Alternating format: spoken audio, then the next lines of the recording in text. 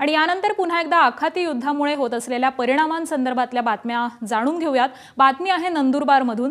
नंदुरबार जिल्ह्यामध्ये इंधन आणि घरगुती गॅस पुरवठ्याबाबत नागरिकांनी घाबरून जाण्याचं कोणतंही कारण नसल्याचं जिल्हा प्रशासनानं स्पष्ट केलेलं आहे। जिल्ह्यामध्ये पेट्रोल, डिझेल आणि एलपीजी गॅसचा मुबलक साठा उपलब्ध आहे, तर पुरवठा हा सुरळीत सुरू असल्याची माहिती प्रभारी जिल्हाधिकारी धनंजय गोगटे यांनी दिलेली आहे। गेल्या काही दिवसांपासून सोशल मीडियावरती गॅस टंचाईबाबत अफवा पसरवत असल्याच्या पार्श्वभूमीवरती प्रशासनानं नागरिकांना आता अफवांवरती विश्वास न ठेवण्याचं आवाहन केलेलं आहे।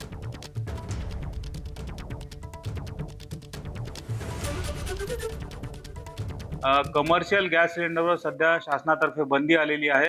घरगुती सिलेंडरवर कुठल्याही प्रकारची बंदी नाही।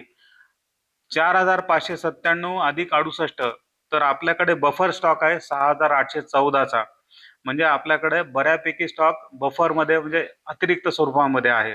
भरारी पथकामार्फत कडक तपासणी करण्यात येणार आहे।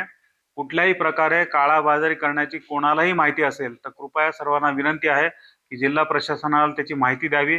अत्यंत कडक स्वरूपात कार्यवाही करण्यात येईल। एबीपी माझा, उघडा डोळे बघा नीट।